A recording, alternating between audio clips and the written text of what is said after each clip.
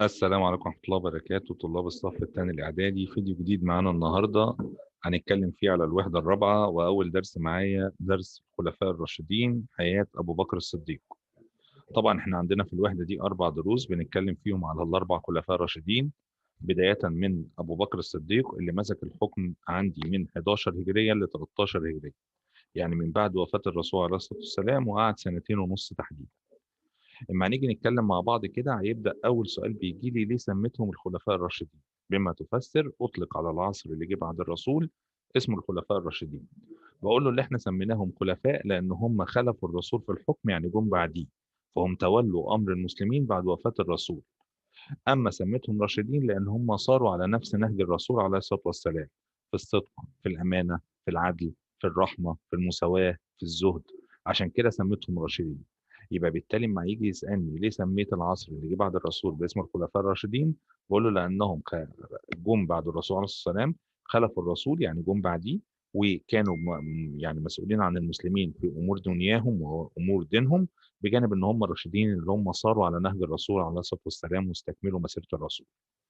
طيب تعالى نتعرف على الخلفاء الراشدين كده. هتلاقي ال4 خلفاء الراشدين زي ما هم قدام حضرتك كده: ابو بكر، وده تولى الحكم عندي من 11 هجريا ل 13 هجريا، يعني 2.5 سنين. ثم مسك عمر من 13 ل 23 هجريا، يعني قعد 10.5 سنين. ثم عثمان من 23 ل 35، يعني قعد 12 سنة. ثم علي من 35 ل 40، يعني قعد 5 سنين. يبقى لو جه سألني مين أطول الخلفاء الراشدين في الحكم، أكيد من قدام حضرتك كده هستنتج إن هو عثمان بن عفان، قعد 12 سنة. ومين أقلهم في الحكم، بلاقي إن أبو بكر اللي قعد 2.5 سنين. تمام كده. هنبدأ النهاردة إن شاء الله بأول درس معايا عن أبو بكر الصديق.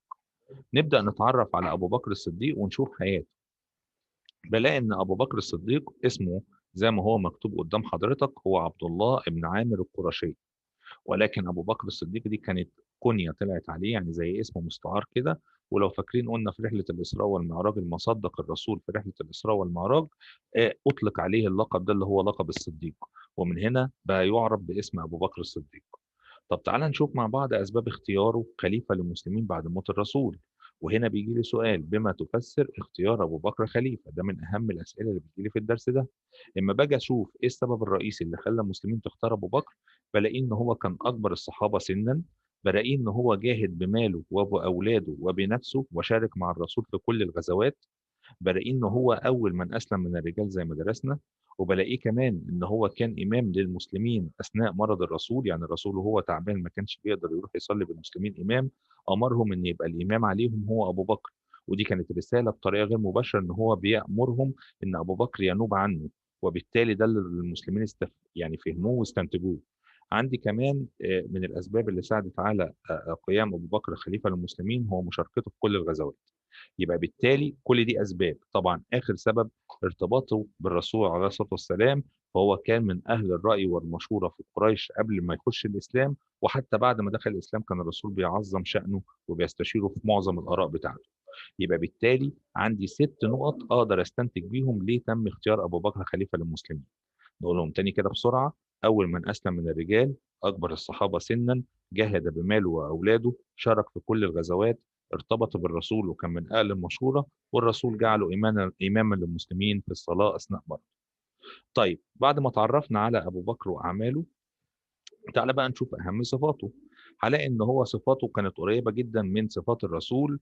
ودايما زي ما احنا بنقول كده في مثل شعبي بيقول لك: الطيور على اشكالها تقع.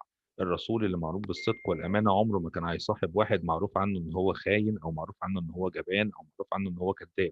وبالتالي هلاقي نفس الصفات هي صفات الرسول: الصدق، الإحسان، التواضع، البساطة.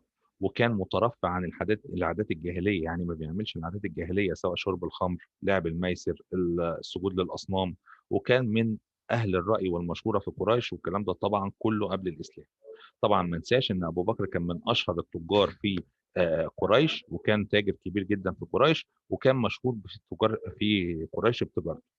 طيب تعالى بقى نشوف أهم صفاته بعد الإسلام. هنلاقي إن أهم صفاته بعد الإسلام إن أبو بكر الصديق كان أول من أسلم من المسلمين، كان أول خطيب في الإسلام، ودي نقطة مهمة قوي بتجيلي، لأن الرسول أمره إن هو يخطب في المسلمين فطلع وخطب فيهم. وهنا بيجيلي دايما في الامتحان يقول لي مين هو أول خطيب في الإسلام، على طول أفتكر إن أول خطيب في الإسلام كان أبو بكر الصديق. كمان كان أبو بكر الصديق هو السبب الرئيسي في إن عدد كبير من الصحابة تخش الإسلام، زي عثمان بن عفان، زي الزبير بن العوام، زي عبد الرحمن بن عوف، زي طلحة، زي سعد بن أبي وقاص. كل دول أشخاص دخلوا في الإسلام بناء على دعوة من أبو بكر الصديق. فده كله بينسب لأبو بكر، إن كل الناس دي دخلت في الإسلام. وطبعا الناس اللي احنا قلنا أساميهم دول كانوا من العشرة المبشرين بالجنة، بجانب طبعا ان ابو بكر بعد الاسلام انفق ماله كله عشان خاطر يحرر معظم العبيد او يجهز الجيوش في الغزوات الاسلاميه، وبالتالي دي كلها صفات بتحسب ليه. اخيرا ان هو كان امام للمسلمين اثناء مرض الرسول عليه الصلاه والسلام. يبقى اذا دي كلها اقدر استنتج انها كانت اعمال ابو بكر الصديق بعد ما دخل الاسلام. طيب تعالى بقى نكمل ونبدا نشوف كده ابو بكر خليفه للمسلمين تم ازاي. قال لي بعد ما مات الرسول عليه الصلاة والسلام وأشيع خبر موت الرسول، عدد كبير من الصحابة ما كانش مستوعبين الموقف، وكان منهم عمر بن الخطاب، لدرجة إن عمر بن الخطاب طلع سيفه وقال من قال أن محمدا قد مات قطعت رأسه. ودي كانت من الحاجات اللي بتورينا إن المسلمين كانوا متعلقين جدا بالرسول عليه الصلاة والسلام، وكانوا بيحبوه جدا ومتعلقين بيه جدا. ولكن هنا ظهر دور أبو بكر الصديق، إن هو بدأ يثبتهم ويصبرهم، وقال عبارته المشهورة: من كان يؤمن بالله فإن الله حي لا يموت، ومن كان يؤمن بمحمد فإن محمدا قد مات. وبالتالي بدأ المسلمين يدركوا الموقف، ويدركوا إن محمد بشر وارد إن هو يموت، وإن إحنا إيماننا بربنا مش بمحمد. وبالتالي بدأوا يستغفروا ربنا وبدأوا يرجع ليهم رشدهم. هنا بدأنا نشوف بقى كيفية تولي أبو بكر الحكم. أول خطوة كانت عن طريق بيعة بنسميها البيعة الخاصة، ودي عن طريق إن الصحابة وتحديدا الأنصار اجتمعوا في مكان اسمه سقيفة بني سعدة. ده بيت من واحد من الأنصار، سقيفة بني سعدة تم اختيارها عشان يجتمعوا فيها الأنصار، وبدأوا يشوفوا مين اللي هيتولى أمور الدولة الإسلامية بعد وفاة الرسول. وتم اختيار مجموعة أشخاص، كان منهم طبعا أبو بكر. وطبعا أول ما اتعرض اسم أبو بكر تم الاختيار عليه مباشرة، وكلهم أجمعوا عليه. وراحوا جاي ابو بكر وتم بيعته بيعه بنسميها بيعه خاصه. واحنا قلنا قبل كده كلمه بيعه يعني اتفاق، يعني اتفقوا ان هو اللي هيتولى امر المسلمين. يبقى بالتالي البيعه الخاصه لما باجي اتكلم عنها بقول تمت عن طريق الانصار اللي اجتمعوا في سقيفه بني سعده، واختاروا ابو بكر خليفه للمسلمين وتم بيعته. ثم ذهبوا كلهم للمسجد وعملوا بيعه ثانيه في المسجد بنسميها البيعه العامه. وهنا بايع كل المسلمين اللي في المسجد بعد الصلاه ابو بكر اللي يصبح خليفه للمسلمين. طبعا ابو بكر طلع وقال الخطبه بتاعته ان هم يقفوا جنبه ويساندوه، وبالتالي تولى رسميا الحكم. لو بصينا مع بعض كده هنلاقي ان ابو بكر الصديق كان ليه 4 اعمال بعد الخلافه. في خلال السنتين ونص اللي مسك فيهم عمل 4 اعمال. اول عمل كان ارسال جيش اسامه بن زيد، ثم قتال المرتدين، ثم جمع القران الكريم، ثم نشر الاسلام خارج الجزيره العربيه. هنبدا مع بعض باول عمل، ارسال جيش اسامه. جيش اسامه بن زيد ده كان جيش الرسول اعده بقياده اسامه بن زيد اللي كان من شباب المسلمين. كان ساعتها سنه لسه في مرحلة الشباب، ولكن الرسول قرر ان هو يبقى قائد للجيش. ولكن بموت الرسول الجيش ده ما طلعش. فأول عمل أصر أبو بكر على استكماله إن الجيش ده يطلع ويكمل حروبه في بلاد الشام ضد الروم. بعض الصحابة أشاروا على أبو بكر إن الجيش ده ما يطلعش، ولكن إصرار أبو بكر على تنفيذ أمر الرسول خلى الجيش ده يطلع. وبالفعل بيطلع الرسول أو بيطلع الجيش ده بقى تنفيذا لأوامر الرسول عليه الصلاة والسلام. وبيكمل أسامة بن زيد في الحرب بتاعته 40 يوم، وبيرجع بالجيش كله كامل بدون أي خسائر. لأن الأعداء اللي كان رايح يحاربهم اللي هم الروم، أول ما شافوا الجيش انسحبوا وتركوا المكان اللي هو كان رايحه، وبالتالي انتصر ورجع سالم غانم. السؤال اللي قدام حضرتك بقى، هو ليه الصحابة ما كانوش عايزين جيش أسامة يطلع؟ قال لي لأن الدولة كانت بتواجهها مجموعة أخطار كبيرة جدا، فأشاروا على أبو بكر إن هو يسيب الجيش ده في المدينة عشان يقف مع المسلمين في مواجهة الأخطار. ولكن زي ما قلنا أصر أبو بكر إن الجيش يطلع ورجع بعد 40 يوم. طب إيه الأخطار دي؟ قال لي ده كان العمل الثاني، المرتدين. وهنا بيجي لي تعريف مهم قوي، مين هم المرتدين؟ المرتدين دول نوعين. النوع الأولاني ناس فضلت على الإسلام ولكن امتنعت عن دفع الزكاة. طبعا الزكاة ركن من أركان الإسلام الأساسية، فبالتالي عدم القيام بيها فده معناه خروج عن الإسلام. أما النقطة الثانية، بعض الناس ادعت النبوة، ادعوا إن هم أنبياء بيكملوا سيرة أو بيكملوا مسيرة الرسول. وده كان منهم واحد مشهور قوي اسمه مسيلمة الكذاب. يبقى بالتالي أمّا حاجة أعرّف المرتدين باقول له جماعة ظهرت بعد وفاة الرسول، وهنا انقسموا النوعين، في منهم اللي امتنع عن دفع الزكاة، وفي منهم اللي ادعى النبوة زي مسيلمة الكذاب. طب إيه كان موقف أبو بكر؟ موقف أبو بكر كان موقف حازم منهم وهو قتالهم.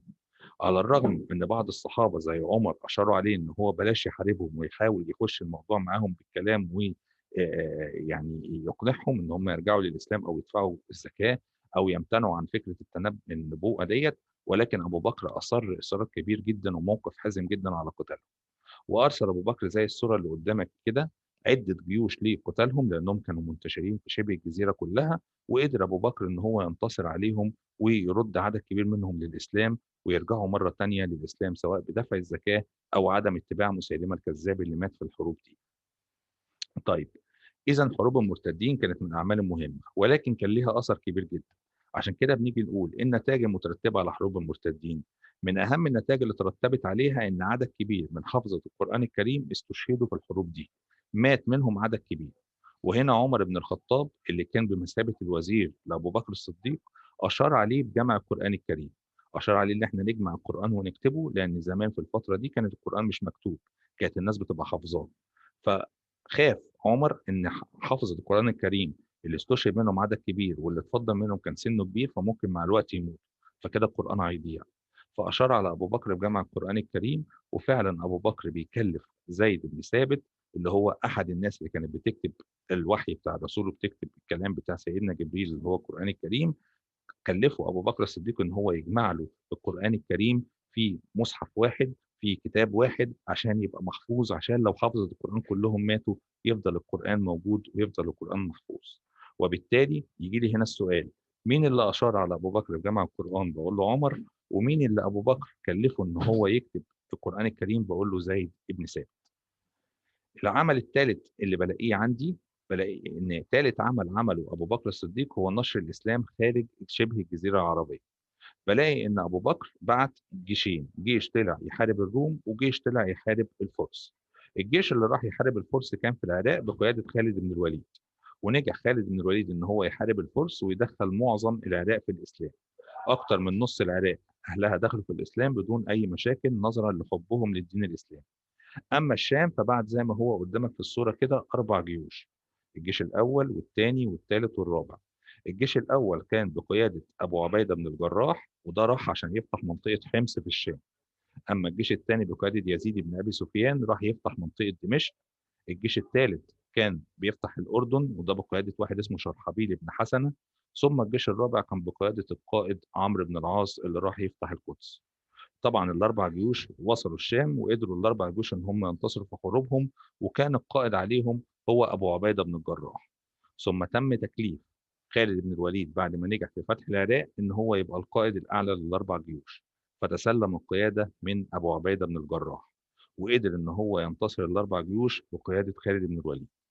من أشهر المعارك اللي دخلها المسلمين في عهد أبو بكر معركتين مهمين جدًا، معركة اسمها معركة أجنادين سنة 13 هجريًا بقيادة خالد ضد الروم وانتصر فيها خالد بن الوليد، والمعركة التانية اسمها معركة اليرموك برضه بقيادة خالد بن الوليد وانتصر فيها خالد بن الوليد على الروم. بكده يبقى إحنا شُفنا أهم الحروب وأهم التوسعات اللي عملها أبو بكر الصديق في عهده، ويبقى الدرس بتاعي كده خلص، لإن بينتهي الدرس بتاعي بوفاة أبو بكر الصديق عن عمر 63 سنة ونُص، اللي هو تقريبًا نفس عمر الرسول عليه الصلاة والسلام، ليموت أبو بكر الصديق عن عمر 63 عام بعد ما حكم الدولة الإسلامية عامين ونصف، عشان نخش في الخلافة اللي بعدها اللي هي خلافة عمر بن الخطاب. بالتوفيق دايمًا وأتمنى إن أنتم تكونوا استفدتوا معانا. شكرًا.